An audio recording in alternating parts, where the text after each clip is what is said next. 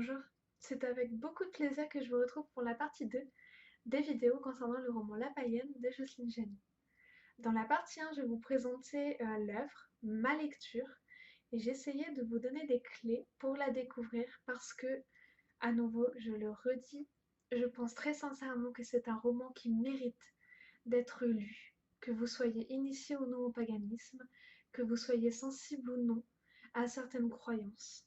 C'est un roman qui aborde énormément de choses, et après tout, qui de mieux placé pour parler d'un roman que l'écrivaine elle-même? J'ai donc eu l'immense honneur et l'immense plaisir d'interviewer Jocelyne Jany elle-même, qui a accepté avec énormément de bonté de me rencontrer par caméra. Nous avons eu une longue discussion que je ne diffuserai pas en entier sur cette chaîne, mais dans deux parties, donc cette partie 2 et la troisième partie, j'aimerais vous faire découvrir cette autrice, vous faire découvrir son univers, vous faire découvrir son roman, à travers ses propres mots et à travers cette discussion qui a donc pris place. Merci beaucoup vraiment d'avoir accepté cette interview. Avec plaisir. Et oui, comme je vous l'avais dit, votre livre m'a beaucoup touchée. C'est votre premier roman? Alors, c'est mon premier roman et il est sorti en fait en 2004 chez Robert Laffont. Il y D'accord. a eu une première version en 2004 chez Robert Laffont et par la suite, mon éditeur chez Robert Laffont est parti. Puis moi, je suis partie sur autre chose. J'ai écrit des spectacles, j'ai écrit des pièces, des chansons. Ça, je l'ai toujours fait depuis toute jeune. Et enfin voilà, je suis partie sur plein d'autres projets. Je n'ai pas réécrit de roman. Et puis, il y a quelques années, il y a un metteur en scène qui m'a contactée parce qu'il avait envie d'adapter La Païenne en film, en fait. D'accord. Et voilà, il y a eu ce projet-là. Et du coup, il m'a demandé si le projet se faisait, si éventuellement il pouvait y avoir une suite. Alors j'ai dit oui. Et du coup, ça m'a donné envie effectivement d'écrire un tome 2, une suite. Et du coup, je suis partie dans un projet de série littéraire. Et du coup, j'en ai reparlé, enfin, j'ai recontacté Robert Laffont, qui dans un premier temps était intéressé. Enfin, il y avait une éditrice qui était vraiment intéressée, avec qui j'ai beaucoup travaillé, qui était très très chouette, qui s'appelle Claire Le Haut de Viane. Et puis finalement, le projet ne s'est pas fait pour des raisons peut-être de marketing ou je ne sais pas trop, mais bon, ça ne s'est pas fait. Du coup, je suis partie à la recherche d'une autre maison d'édition pour me suivre en fait dans ce projet de repartir sur le début, c'est-à-dire le tome 1 de La Païenne, et faire une suite. D'accord. Donc, ça a été Les Monnaies d'hier. Voilà. D'accord. Donc oui, la suite arrive Oui, potentiellement. là, au mois de mai. Au mois de mai 2022. Voilà, il est déjà écrit, il est fini, il est sur le bureau de mon éditrice. Voilà. Donc oui, votre roman, ça reste un roman historique. Vous tombez pas dans le fantastique, contrairement aux histoires qu'on peut lire d'habitude sur le paganisme, les sorcières. Mais même si c'est un roman historique, vous abordez beaucoup les rites païens. Et c'est vrai que Oui, ça résonne énormément avec beaucoup de vérité pour les païens, justement, pour les Wicca. Donc on retrouve énormément d'éléments qui sont très justes qu'on ne retrouve pas parfois dans le roman fantastique. Donc ça, c'est vraiment une force de votre roman et c'était une envie, je suppose, de votre part. oui.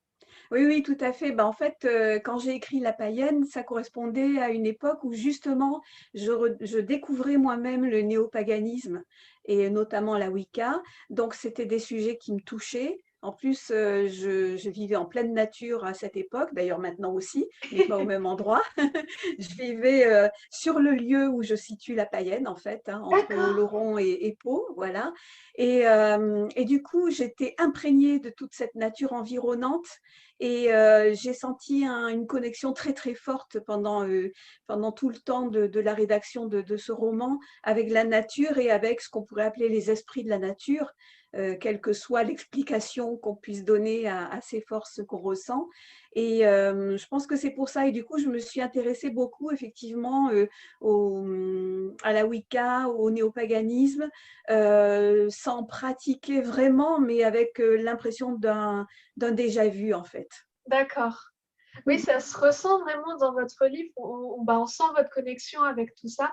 Et c'est d'une justesse que justement on ne retrouve pas parfois dans des livres qui vont souvent aborder l'histoire des sorcières de Salem pour montrer que les femmes ont été victimes, mais qui vont pas avoir cette justesse qu'on retrouve dans votre roman justement. Merci beaucoup, ça me touche beaucoup, parce que pour moi, c'était l'essentiel aussi. Au-delà de l'histoire, au-delà euh, du roman d'aventure, d'action, etc., c'était important pour moi que les gens perçoivent ce message, on pourrait dire, écologiste, ou au-delà de l'écologie, parce qu'effectivement, il y a une spiritualité aussi de la nature. C'est quelque chose qui pour moi est essentiel, alors qu'on soit touché par le néopaganisme ou pas, mais que les gens sentent cette spiritualité, que les lecteurs, les lectrices sentent cette spiritualité de la nature. Pour moi, si le message est passé, je serai heureuse. Voilà. Mais je pense que c'est réussi. Merci. Donc justement, votre inspiration pour ce premier tome de La Païenne et potentiellement le second aussi, c'était montrer justement tout ce néopaganisme, ce qui a pu arriver, ce qui peut encore arriver. Oui, parce qu'effectivement, c'est quelque chose qu'on connaît mal, mais le paganisme a survécu à la christianisation. Et il y a même eu un mix, si on peut dire, entre les deux, hein. C'est-à-dire que les gens n'ont pas abandonné leurs croyances du jour au lendemain. En l'an 1000, dans les Pyrénées, il y avait encore beaucoup de villages qui étaient très faiblement christianisés. Et il y avait effectivement, enfin ça j'ai fait des recherches, hein, donc c'est vérifiable, il y avait effectivement encore beaucoup de rites païens auxquels petit à petit le christianisme s'est mêlé. Et tout ça a fait une sorte de mélange. Et ce qu'on voit dans le premier chapitre de La Païenne, ces femmes qui partent en forêt pour faire un rite complètement païen, mais en invoquant aussi des saints et des patrons locaux, des saints patrons locaux aussi, et le Christ, c'est tout à fait vérifiable. C'est quelque chose qui est avéré à cette époque-là, aux alentours de D'accord, l'an 1000. d'accord. Oui, parce qu'à la fin de votre roman, vous incluez une bibliographie, donc ça montre vraiment toutes les recherches que vous avez faites. Oui, tout à fait. Et j'ai eu beaucoup de plaisir à faire ces recherches parce que je suis passionnée d'histoire depuis toute petite. Et voilà, c'était très chouette aussi de découvrir l'histoire locale, en fait, Mm. régionale.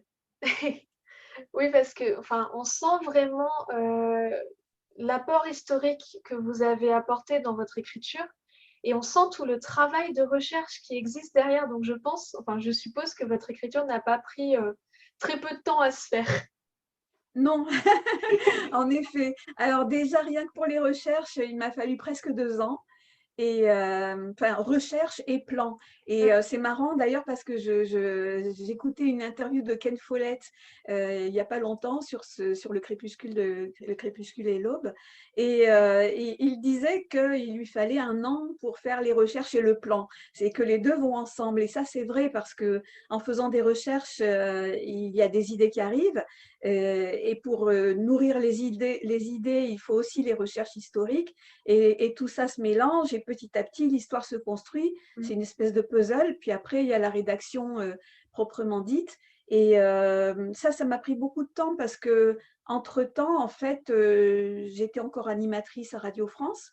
Donc, je ne faisais pas que ça. J'avais aussi tout le côté chanson, musique. Et donc, en tout, en fait, ça m'a pris 7 ans. Mais il y a des mois et des mois où je n'ai pas écrit du tout, hein. Ce n'était pas 7 ans tous les jours à travailler. Mais je pense qu'il y avait aussi des périodes de maturation nécessaires, en fait. Donc voilà, c'était plusieurs périodes pendant 7 ans, plusieurs périodes d'écriture. D'accord. Oui, c'était, les périodes de maturation, c'était vraiment devoir laisser le texte de côté pour le laisser un peu vivre tout seul. Tout à fait. Et je pense que moi aussi, j'avais besoin d'intégrer certaines choses. Parce que ça m'a remué tout ça, hein, quand même, hein. Oui, C'est un voyage vers soi aussi, en tant que femme déjà, parce que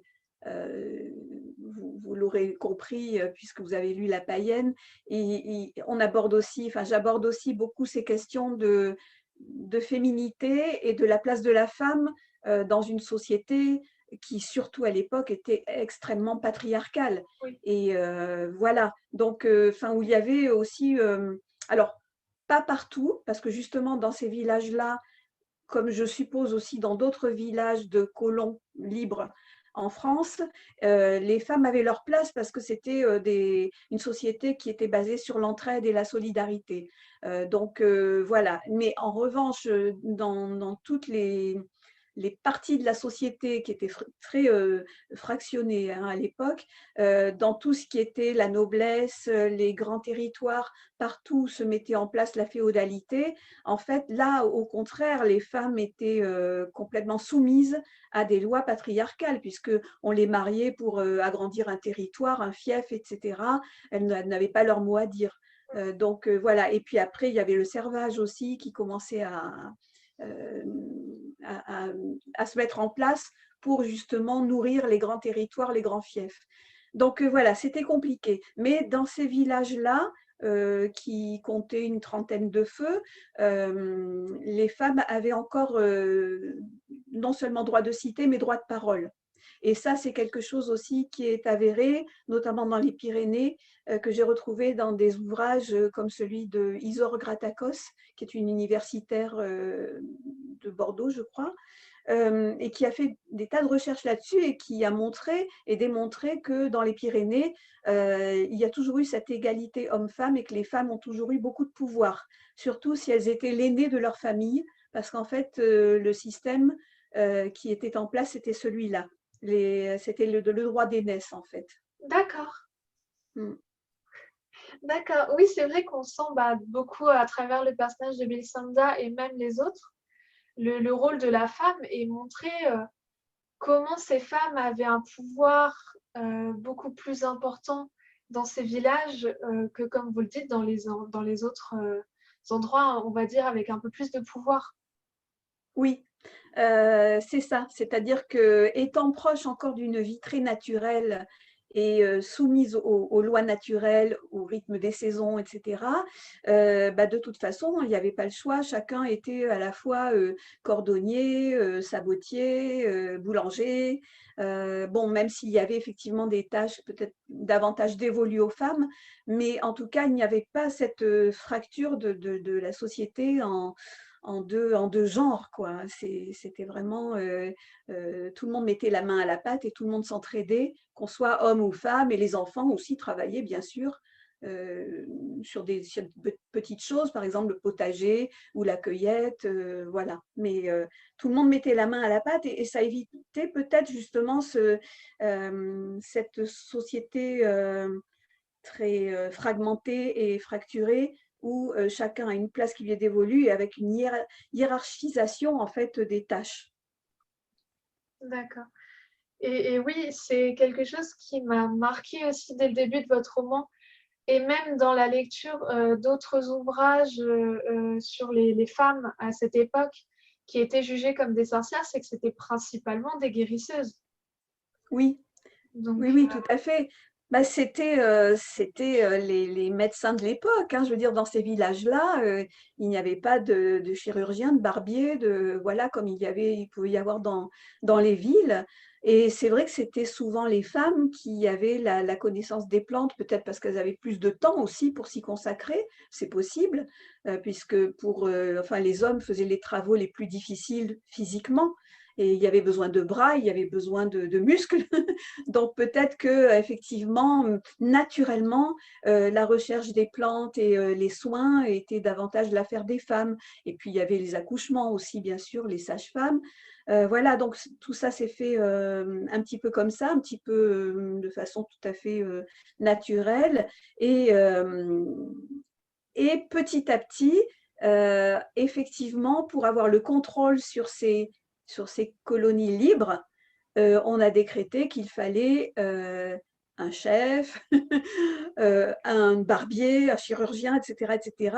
Et petit à petit, le savoir des femmes a été écarté. Peut-être qu'il y avait des visées effectivement de pouvoir, peut-être aussi que ça s'est fait un petit peu parce que la nouvelle société féodale était construite comme ça. Et en fait, petit à petit, les femmes qui continuaient à pratiquer sont devenues gênantes. Et on le voit quelques siècles plus tard avec la chasse aux sorcières. Là, en l'an 1000, on n'est pas encore dans une chasse aux sorcières, mais du côté de l'Église et du pouvoir, on est déjà quand même par rapport aux femmes face à une méfiance. On commence à voilà, hein, c'est quoi ces empêcheuses de tourner en rond qui ne se conforment pas au nouvel idéal de société qui est mis en place. Et d'ailleurs, après, dans le Pays Basque, puisque là, on n'est pas loin du Pays Basque, hein, on est entre voilà, les Pyrénées, le Pays Basque, l'Aquitaine, et dans le Pays Basque, il y a eu une chasse aux sorcières épouvantable 2 ou 3 siècles après. Ouais.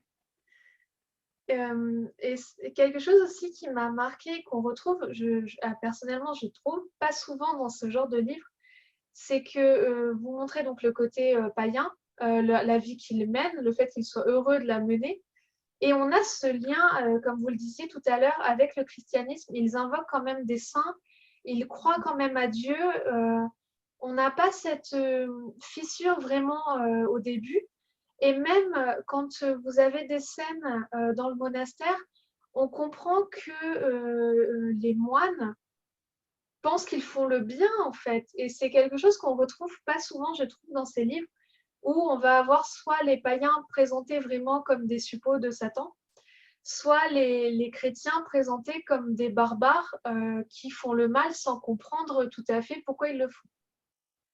Oui, je voulais pas tomber dans le manichéisme parce que c'est vrai qu'au départ, le message du christianisme, c'est un très beau message. Mm. C'est un message d'amour. Aimez-vous les uns les autres, aimez votre prochain comme vous-même. C'est quelque chose qui, à l'époque du Christ, qu'il ait existé en tant que personnage historique ou réellement fils de Dieu selon ses croyances, hein. Je laisse libre à chacun d'interpréter. C'était quand même un message révolutionnaire à l'époque, ce message d'amour, qui est venu à l'opposé de ce qu'était au départ le judaïsme, qui était quand même un Dieu tout-puissant, vengeur, etc. Et voilà, donc